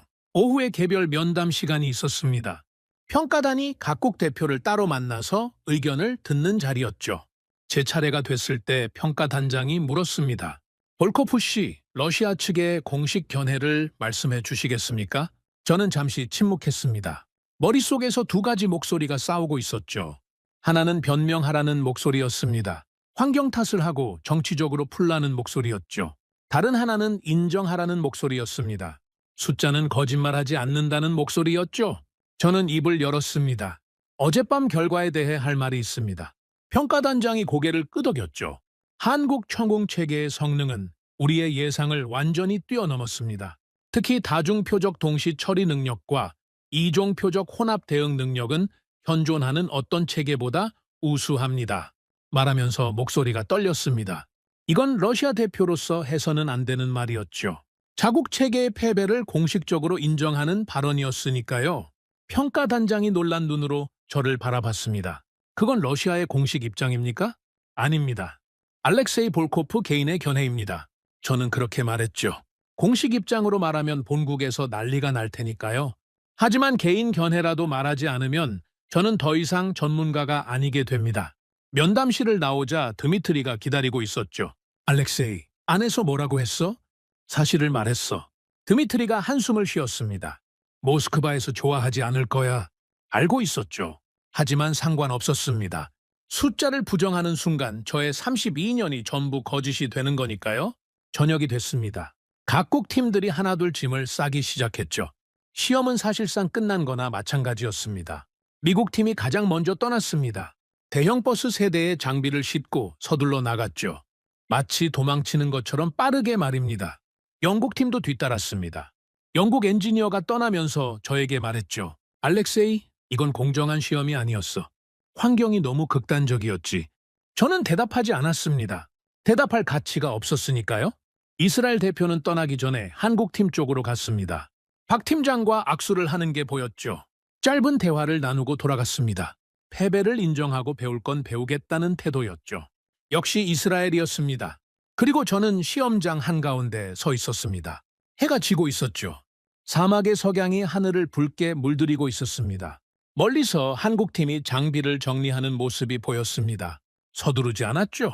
묵묵히 하나하나 챙기고 있었습니다. 미국은 도망쳤습니다. 영국은 변명했죠. 이스라엘은 인정했습니다. 그리고 한국은 아무 말도 하지 않았죠. 결과가 전부 말해주고 있었으니까요. 저는 주머니에서 낡은 수첩을 꺼냈습니다. 첫 장에 적혀있던 문장이 보였죠. 우리는 절대 뒤처지지 않는다. 저는 펜을 꺼냈습니다. 그 문장 아래에 한 줄을 더 적었죠. 틀렸다. 그리고 수첩을 덮었습니다. 사막 위로 밤이 내려오고 있었습니다. 별이 하나둘 나타나고 있었죠. 어젯밤 천공이 지켜낸 바로 그 하늘이었습니다. 저는 그 하늘을 올려다보며 한참을 서 있었습니다. 시험장을 떠나는 날이 왔습니다. 짐을 꾸리면서 손이 멈추는 걸 느꼈죠. 옷가지를 가방에 넣다가 멈추고 세면도구를 챙기다가 멈추고 몸이 말을 듣지 않았습니다. 떠나고 싶지 않았던 게 아닙니다. 떠나면 이 모든 게 현실로 확정된다는 게 두려웠던 거죠. 여기 있는 동안은 아직 시험 기간이었습니다. 결과가 뒤집힐 수도 있다는 신랏 같은 희망이라도 붙잡을 수 있었죠. 하지만 이곳을 벗어나는 순간 모든 게 끝납니다. 숫자는 영원히 기록으로 남는 거죠. 27%. 그 숫자가 가방 속 낡은 수첩 위에 적혀 있었습니다. 러시아 S-400의 요격률 15발 중 4발, 강대국 중 최하위. 그리고 그 옆에 적어둔 또 하나의 숫자 100%. 한국 천궁의 요격률. 가방을 닫았습니다. 더 이상 미룰 수는 없었죠. 로비로 내려가니 드미트리가 먼저 와 있었습니다. 우리 둘 말고는 러시아 팀원들이 이미 전날 떠난 상태였죠. 본국의 지시였습니다. 되도록 빨리 빠지라는 명령이었죠. 결과가 부끄러웠던 겁니다. 알렉세이, 차 왔어. 드미트리가 말했죠. 저는 고개를 끄덕이고 로비를 나서려 했습니다. 그때 뒤에서 목소리가 들렸죠. 볼코프 선생님, 돌아봤습니다. 박 팀장이었죠. 작은 종이백을 들고 서 있었습니다. 언제 온 건지 모르겠지만 로비 한쪽에 서서 저를 기다리고 있었던 것 같았습니다. 떠나신다고 들었습니다. 인사드리러 왔습니다. 저는 잠시 말을 잃었죠. 24발을 전부 막아낸 사람이 패배한 사람에게 인사를 하러 왔다니. 보통이라면 이해가 안 되는 행동이었습니다. 이건 작은 선물입니다. 한국에서 가져온 차입니다. 박 팀장이 종이백을 내밀었죠. 저는 멍하니 그걸 받았습니다. 손끝이 떨렸죠. 감사합니다. 겨우 그 한마디를 꺼냈습니다. 그리고 저도 모르게 물었죠. 박 팀장, 한 가지만 묻겠습니다. 네, 말씀하십시오. 20년 전 모스크바에서 당신이 제게 질문을 했었죠. 다중표적 처리 방식을 발전시킬 여지가 있느냐고. 기억합니까? 박 팀장이 잠시 미소를 지었습니다. 처음 보는 표정이었죠. 그 무표정한 사람이 웃고 있었습니다. 기억합니다. 선생님께서 이론적으로는 가능하지만 실질적으로는 한계가 있다고 하셨죠. 그래요. 그렇게 말했습니다. 저는 숨을 들이쉬고 물었죠. 그때 그 대답을 듣고 어떻게 생각했습니까? 박 팀장이 잠시 생각하더니 대답했습니다. 솔직히 말씀드리면 한계가 있다는 말이 오히려 힘이 됐습니다. 저는 이해가 되지 않았죠. 한계가 있다는 게 왜 힘이 됩니까? 한계가 어딘지 알면 거기서부터 시작하면 되니까요. 선생님께서 그 한계를 정확히 알려주셨습니다. 덕분에 저희는 삽질을 줄일 수 있었죠. 가슴이 먹먹해졌습니다. 저는 한계를 말해줬을 뿐인데 그들은 그 한계를 출발점으로 삼은 겁니다. 우리는 한계 앞에서 멈췄고 그들은 한계 너머로 걸어간 거죠. 그리고 한 가지 더 말씀드려도 되겠습니까? 박 팀장이 조심스럽게 말했죠. 저희 팀원들 중에 선생님의 논문을 읽지 않은 사람이 없습니다. 선생님이 1990년대에 쓰신 다층 방공 이론은 저희 체계의 철학적 기반이 됐습니다. 천공이 오늘 이 자리에 있는 건 선생님 덕분이기도 합니다. 저는 아무 말도 할 수 없었습니다. 입술을 깨물었죠. 눈가가 뜨거워지는 걸 느꼈습니다. 이 사람은 지금 저를 위로하고 있는 게 아니었습니다. 진심이었죠. 우리가 비웃고 무시했던 그 사람들이 우리의 이론을 가장 진지하게 읽고 가장 성실하게 발전시킨 겁니다. 정작 우리 자신은 그 이론을 책장에 꽂아두고 잊어버렸는데 말이죠. 고맙습니다, 박 팀장.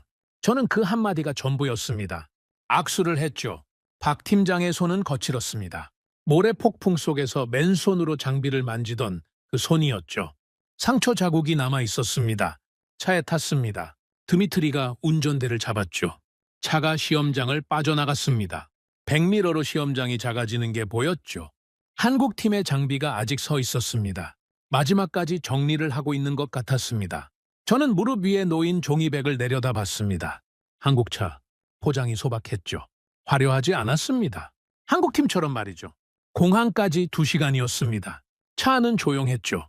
드미트리도 말이 없었습니다. 사막 도로를 달리는 동안 창밖으로 끝없는 모래벌판이 지나갔습니다. 한참을 달리다가 드미트리가 입을 열었죠. 알렉세이, 모스크바 돌아가면 어떻게 할 거야? 보고서를 써야지. 뭐라고 쓸 건데? 저는 잠시 침묵했습니다. 사실을 쓸 거야. 드미트리가 한숨을 쉬었죠. 모스크바가 좋아하지 않을 거야. 우리 체계가 최하위였다는 보고서를 올리면 난리가 날 거라고. 알고 있었습니다. 러시아 군부는 자존심이 강한 조직이었죠. S-400이 세계 최강이라는 신화가 무너지면 수십억 달러짜리 수출 계약에도 영향이 갑니다. 저에게 압력이 들어올 게 뻔했죠. 그래도 사실을 써야 해, 드미트리. 왜? 숫자를 부정하면 우리는 영원히 27%에 머무르니까. 드미트리가 고개를 돌려 저를 봤습니다. 그리고 다시 전방을 바라보며 말했죠. 알렉세이, 넌 변했어. 변한 게 아니었습니다. 깨달은 거였죠. 공항에 도착했습니다. 비행기를 기다리면서 출발 로비에 앉아 있었죠. 주변에 각국 방산 관계자들이 보였습니다. 미국 팀 몇 명이 멀리 앉아 있었죠. 눈이 마주쳤지만 아무도 인사하지 않았습니다. 며칠 전만 해도 와인잔을 부딪히며 한국을 비웃던 사이였는데 말이죠. 패배는 사람을 이렇게 만듭니다. 어색하게 만들고 비겁하게 만들죠. 결과를 공유한 동지가 아니라 패배를 나눈 공범처럼 느끼게 만드는 겁니다. 비행기에 올랐습니다. 좌석에 앉자마자 피로가 밀려왔죠. 며칠 동안 제대로 자지 못했습니다. 눈을 감았죠. 하지만 잠이 오지 않았습니다. 눈을 감으면 스크린이 보였습니다. 붉은 점 24개가 수도를 향해 내려오던 장면, 벙커 안의 공포, 착탄까지 4분이라는 카운트다운, 그리고 파란 궤적이 솟아올라 붉은 점들을 하나씩 지워나가던 장면, 그건 방어가 아니라 지배였습니다. 우리는 미사일에 쫓기고 있었고 청웅은 미사일을 지배하고 있었죠. 같은 하늘 아래서 같은 전투를 치렀는데 차원이 달랐습니다. 비행기가 이륙했습니다. 창밖으로 사막이 작아져 갔죠. 그 사막 어딘가에 한국팀이 아직 남아있을 겁니다. 장비를 정리하고 데이터를 분석하고 다음을 준비하고 있겠죠. 저는 그 순간 확실히 깨달았습니다. 이건 한 번의 시험 결과가 아니었습니다. 시대의 교체였죠. 냉전 시절부터 미국과 러시아가 양분하던 방공 기술의 판도가 바뀐 겁니다. 그리고 그 판도를 바꾼 건 우리가 한때 학생이라고 불렀던 나라였죠. 모스크바에 도착한 건 다음 날 새벽이었습니다. 공항을 빠져나오자 차가운 러시아 공기가 폐를 채웠죠. 사막의 열기가 거짓말처럼 느껴졌습니다. 집에 도착해서 가방을 내려놓고 서재에 앉았습니다. 벽 한쪽에 사진이 걸려 있었죠. 1988년 S-300 설계팀과 함께 찍은 단체 사진이었습니다. 젊었죠. 모두가 자신감에 가득 차 있었습니다. 세계 최고의 방공 체계를 만들었다는 자부심이 사진 속 얼굴마다 묻어나왔습니다. 저는 그 사진을 한참 바라봤습니다. 그리고 시선을 옮겨 책장을 봤죠. 제가 쓴 논문들이 꽂혀 있었습니다. 1990년대에 발표한 다층 방공 이론, 박 팀장이 말했던 바로 그 논문이었죠. 책장에서 논문을 꺼냈습니다. 먼지가 쌓여 있었죠. 오랫동안 꺼내보지 않았다는 증거였습니다. 저조차 잊고 있었던 이론을 한국은 기억하고 있었습니다. 읽고 분석하고 발전시켰죠. 우리는 이론을 쓰고 잊어버렸습니다. 그들은 그 이론을 읽고 현실로 만들었죠. 이게 바로 차이였습니다. 과거에 머무는 자와 미래로 나아가는 자의 차이. 저는 논문을 다시 책장에 꽂으며 중얼거렸습니다. 우리는 기술을 넘겼다고 생각했다. 하지만 우리가 넘긴 건 시작점이었을 뿐이다. 그들은 그 시작점에서 출발해서 우리가 상상하지 못한 곳까지 갔다. 서재 창밖으로 모스크바의 회색 하늘이 보였습니다. 구름이 낮게 깔려 있었죠.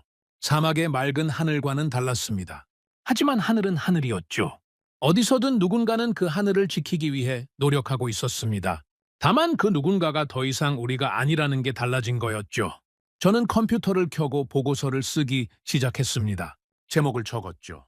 중동 방공 체계 평가 보고서, 현장 참관 소견. 첫 문장을 썼습니다. 본 평가위원은 32년간의 경력에 기반하여 다음과 같이 보고합니다. 한국 천궁 체계는 현존하는 모든 방공 체계를 기술적으로 능가합니다. 손이 떨렸습니다. 이 한 문장이 모스크바에 도착하면 어떤 일이 벌어질지 알고 있었죠. 하지만 멈추지 않았습니다.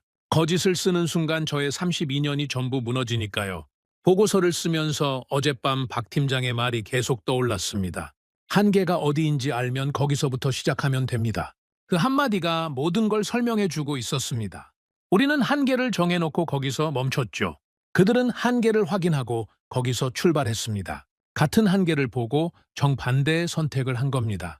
보고서를 다 쓰고 전송 버튼 위에 손가락을 올렸습니다. 잠시 멈췄죠. 이걸 보내는 순간 돌이킬 수 없다는 걸 알고 있었습니다. 버튼을 눌렀습니다. 그리고 의자의 등을 기대며 눈을 감았죠. 마음이 이상하게 편했습니다. 패배를 인정하는 게 이렇게 홀가분한 줄은 몰랐습니다. 보고서를 보낸 지 사흘 뒤였습니다. 예상대로 모스크바는 난리가 났죠. 군부에서 전화가 쏟아졌습니다. 볼코프가 미쳤다. 자국 체계를 깎아내리는 보고서를 쓰다니 당장 철회하라. 압박이 거셌죠. 30년 넘게 함께 일했던 동료들까지 연락을 끊었습니다. 드미트리만 전화를 받았죠. 알렉세이, 위에서 보고서 철회하라고 한다. 환경 조건 탓으로 수정하면 넘어갈 수 있어. 안 해? 왜? 거짓말을 쓰면 32년이 거짓이 되니까. 드미트리가 한숨을 쉬었습니다. 넌 정말 고집불통이야. 고집이 아니었습니다. 32년간 저를 지탱해온 건 단 하나였죠. 숫자는 거짓말하지 않는다. 그게 저의 원칙이었습니다. 그 원칙을 제 손으로 부수면 저는 더 이상 알렉세이 볼코프가 아닌 겁니다. 일주일이 지났습니다. 보고서는 철회되지 않았죠. 대신 저의 자문 계약이 종료됐습니다. 15년간 맡아왔던 중동방공평가위원 자리에서 해임된 겁니다. 공식 사유는 계약 만료였지만 진짜 이유는 누구나 알고 있었죠. 진실을 말한 대가였습니다. 집에 혼자 앉아있는 시간이 많아졌습니다. 서재에서 낡은 사진을 보고 오래된 논문을 꺼내 읽고 과거 속에서 살고 있었죠. 한때 세계가 저의 판단을 기다렸는데 이제는 아무도 전화하지 않았습니다. 그러던 어느 날 예상치 못한 연락이 왔습니다. 국제 방산 전문 채널에서 인터뷰 요청이 들어온 거죠. 중동 시험 결과가 업계에 퍼지면서 현장에 있었던 전문가의 증언을 원한다는 것이었습니다. 처음에는 거절하려 했습니다. 더 이상 공개적으로 말해봤자 소용없다고 생각했죠. 하지만 프로듀서가 한마디를 덧붙였습니다. 볼코프 씨, 당신 말고는 이 이야기를 해줄 사람이 없습니다. 현장에서 직접 본 사람의 증언이 필요합니다. 그 말에 마음이 움직였습니다. 누군가는 말해야 하니까요. 진실은 기록되어야 하니까요. 인터뷰 날이 왔습니다. 스튜디오는 모스크바 시내에 있었죠. 건물에 들어서자 조명이 눈을 찔렀습니다. 카메라 세대가 저를 향하고 있었죠. 기자석에 12명이 앉아 있었습니다. 생방송이었습니다. 의자에 앉았죠. 마이크가 옷깃에 달렸습니다. 조명이 뜨거웠죠. 손바닥에 땀이 찼습니다. 사막의 열기와는 다른 종류의 뜨거움이었습니다. 프로듀서가 신호를 보냈죠. 카메라 위에 붉은 불이 켜졌습니다. 생방송이 시작된 겁니다. 진행자가 먼저 입을 열었죠. 오늘 모시는 분은 러시아 방공 분야의 최고 권위자이자 32년 경력의 전문가 알렉세이 볼코프 씨입니다. 최근 중동에서 진행된 대규모 방공 체계 시험에 평가위원으로 참여하셨는데 현장 분위기가 어땠습니까? 저는 마이크를 잡았습니다. 손이 떨리고 있었죠. 처음에는 자신이 있었습니다. 러시아, 미국, 영국, 이스라엘 세계 최강의 체계들이 모인 자리였으니까요. 결과는 뻔하다고 생각했죠. 그런데 예상과 달랐던 겁니까? 완전히 달랐습니다. 진행자가 몸을 앞으로 기울였죠. 어떤 점이 달랐습니까? 저는 숨을 한번 깊이 들이쉬었습니다. 그리고 말했죠. 한국이 있었습니다. 스튜디오가 미묘하게 긴장됐습니다. 기자들이 펜을 잡았죠. 한국의 천궁이라는 체계가 참가했습니다. 솔직히 말하면 저를 포함해서 아무도 한국을 진지하게 보지 않았습니다. 에어컨이나 만드는 나라라고 비웃었죠. 기자 한 명이 물었습니다. 그런데 결과가 달랐던 겁니까? 달랐습니다. 완전히 달랐죠. 저는 천천히 이야기를 시작했습니다. 모래 폭풍 속에서 시험을 강행한 한국팀, 강대국들이 전부 연기를 요청한 상황에서 계속하겠다고 말한 그 한마디, 그리고 99.7%라는 추적 정확도, 실사격 시험에서의 100% 요격률, 기자들의 표정이 점점 변하고 있었죠. 그리고 결정적인 사건이 있었습니다. 저는 그날 밤 이야기를 꺼냈습니다. 미사일 60발이 쏟아진 밤, 강대국 체계가 36발을 맞고 24발을 놓친 밤, 착탄까지 4분이라는 카운트다운이 울리던 벙커 안의 공포, 24발이 방어선을 뚫고 수도를 향해 내려오고 있었습니다. 우리는 막지 못했죠. 미국도, 영국도, 이스라엘도, 러시아도 전부 실패했습니다. 스튜디오가 숨을 죽였죠. 그때 한국 천궁 체계가 가동됐습니다.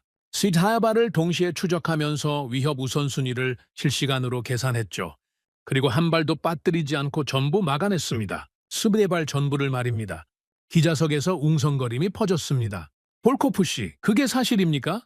24발 전량 요격이라는 게 가능한 겁니까? 저도 처음에는 믿지 못했습니다. 3번이나 데이터를 재확인했죠. 하지만 사실이었습니다. 진행자가 물었습니다. 볼코프 씨, 한국 방산에 대해 한 말씀 해주시겠습니까? 그 질문에 저는 잠시 입을 다물었습니다. 카메라가 제 얼굴을 비추고 있었죠. 전 세계가 지켜보고 있었습니다. 러시아 군부도 보고 있을 겁니다. 동료들도 보고 있겠죠. 하지만 상관없었습니다. 진실은 말해줘야 하니까요. 저는 천천히 고개를 들었습니다. 내 인생에는 2번의 후회가 있습니다. 스튜디오가 얼어붙었죠. 첫 번째 후회는 20년 전의 일입니다. 한국의 기술을 넘겨주던 시절이었죠. 젊은 한국 장교들이 모스크바까지 와서 우리 기술을 배워갔습니다. 새벽까지 노트에 적어가며 질문을 멈추지 않았죠. 저는 그들을 보면서 비웃었습니다. 우리가 40년 걸려 만든 걸 저 친구들이 이해하기나 하겠나. 가져가서 조립이나 제대로 하면 다행이지. 그렇게 생각했습니다. 목소리가 떨렸습니다. 하지만 멈추지 않았죠. 그때 한국팀을 이끌던 분이 제게 물었습니다. 이 기술로 뭘 하실 겁니까? 제가 묻자 그분은 조용히 말했죠. 발전시키겠습니다. 저는 속으로 비웃었습니다. 그게 첫 번째 후회입니다. 나는 그들을 비웃었습니다. 기자들이 숨을 죽이고 있었죠. 두 번째 후회는 20년 뒤 사막에서 깨달은 것입니다. 저는 잠시 눈을 감았습니다. 사막의 밤이 떠올랐죠. 벙커 안의 공포, 스프네발이 쏟아지던 하늘, 그리고 그 하늘을 지켜낸 파란 궤적들. 우리는 기술을 넘겨줬다고 생각했습니다. 완성품을 줬으니 그들은 그걸 쓰기만 하면 된다고 믿었죠. 하지만 그들은 쓰지 않았습니다. 발전시켰습니다. 우리가 한계라고 말한 지점에서 출발해서 우리가 상상하지 못한 곳까지 갔습니다. 우리가 넘겨준 건 완성품이 아니었습니다. 시작점이었을 뿐이죠. 그리고 그들은 그 시작점 위에 완전히 새로운 세계를 만들어냈습니다. 저는 카메라를 똑바로 바라봤습니다. 두 번째 후회는 그 사실을 너무 늦게 깨달은 것입니다. 그들이 이미 우리 위에 서 있었다는 걸 사막에서 24발이 전부 사라진 뒤에야 인정한 것입니다. 스튜디오 안에 침묵이 내려앉았습니다. 기자들의 펜이 멈춰 있었죠. 진행자도 다음 질문을 잊은 것 같았습니다. 저는 마지막으로 말했습니다. 저는 32년 동안 무기는 거짓말을 하지 않는다고 믿어왔습니다. 결과가 곧 진실이라고 말이죠. 그 원칙에 따르면 답은 하나입니다. 숨을 들이쉬었습니다. 마지막 한마디가 목구멍까지 올라왔죠. 우리는 멈춰 있었습니다. 과거가 만든 자부심에 갇혀서 변하지 않았죠. 우리가 와인잔을 기울이며 승리를 확신하고 있을 때 그들은 모래폭풍 속에서 피를 흘리며 장비를 만지고 있었습니다. 우리가 에어컨 안에서 안전을 선택할 때 그들은 55도의 사막에서 결과를 선택했죠. 우리는 과거를 지키고 있었고 그들은 미래를 만들고 있었습니다. 카메라 앞에서 저는 처음으로 고개를 숙였습니다. 32년 경력의 러시아 최고 방공 전문가가 전 세계가 지켜보는 앞에서 고개를 숙인 겁니다. 내가 틀렸습니다. 그 한마디를 하고 나자 온몸에 힘이 빠졌습니다. 하지만 마음은 이상하게 가벼웠죠. 무거운 짐을 내려놓은 기분이었습니다. 20년 동안 짊어지고 있던 오만이라는 짐을 말이죠. 스튜디오를 나왔습니다. 밖은 어두워져 있었죠. 모스크바의 밤바람이 차가웠습니다. 주머니에 손을 넣자 뭔가가 만져졌죠. 박 팀장이 준 한국차였습니다. 작고 소박한 포장이 손끝에 닿았죠. 저는 하늘을 올려다봤습니다. 구름 사이로 별 하나가 보였죠. 사막에서 보았던 그 별들과 같은 별이었습니다. 천궁이 지켜낸 바로 그 하늘의 별이었죠. 하늘의 활. 저는 중얼거렸습니다. 미사일 시대에 자기네 무기에 활이라는 이름을 붙인 나라.